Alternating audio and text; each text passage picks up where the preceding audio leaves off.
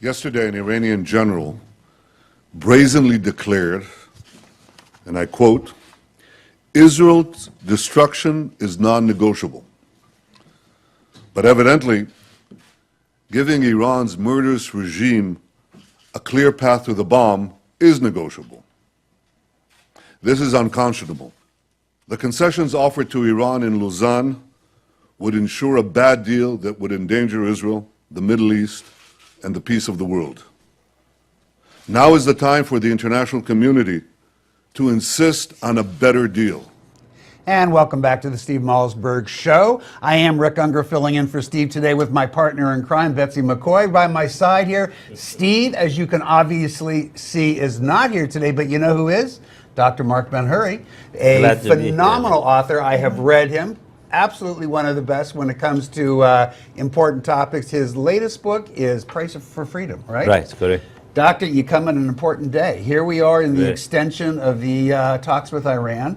I don't think it's ended for the day so far as I know. Are you aware of where we're currently at this moment? Well, if you remember, since last year in all my TV interview, radio interview, print, I always say this will not work. Right. Never we're going to work. Does that mean this won't happen, or if they make a deal, it won't work? Both. Both. Number one, Ayatollah Khamenei consistently said that he's not for it. And you know he have a veto power. Sure. That even if we sign whatever deal with Rouhani and Nazif, 2-3 months later, after we remove the sanction, he veto it, and then, you know, they have a free hand to do whatever they want. Okay. But there is something very new is happening to Iran that a lot of people, they do not know what's going on inside Iran. And all this talk, it doesn't matter anyway, and the reason for it is Ayatollah Khamenei is terminally ill. Oh. He have a cancer that is already spread to his liver, and he went to his lung, now it's toward his brain. And his days are numbered. They may be 1-2 months, maybe less, maybe a little more. And he appointed the Ayatollah Yazdi to sort of, out of the 12 Ayatollah that they make the Islamic Council, and to choose one to be the supreme leader. Right. Of course, you know, but by being the supreme leader, it have tremendous power attached to it, including the veto power.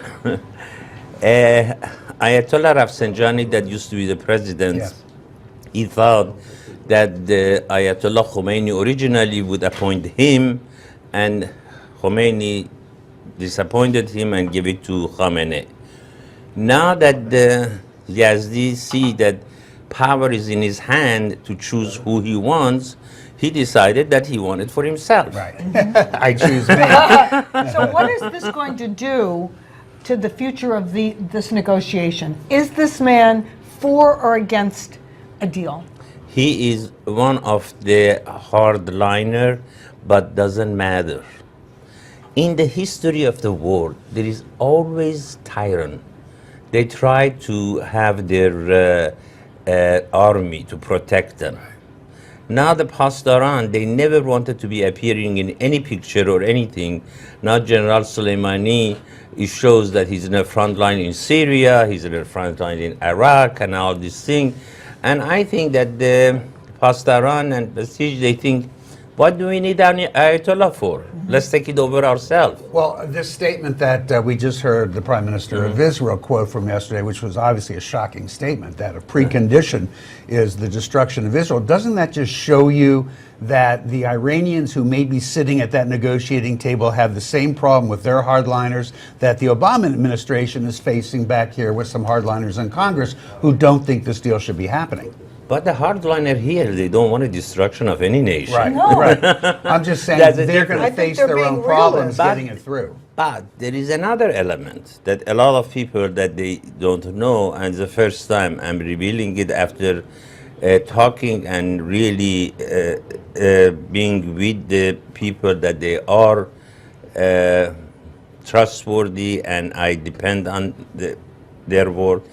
Iranian army is separate from Pasdaran and Basij. They kept themselves very clean and clear so far. In 2009, when Pasdaran told them to attack the student, they refused.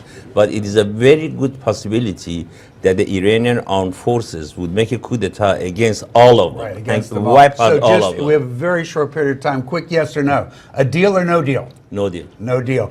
Dr. Marc Benhuri, a man I've learned to trust when it comes to things like this. Coming up next, Senior Fellow of Policy Studies at the Family Research Council, Peter Sprigg joins us. You're not going to want to leave. It's a good one.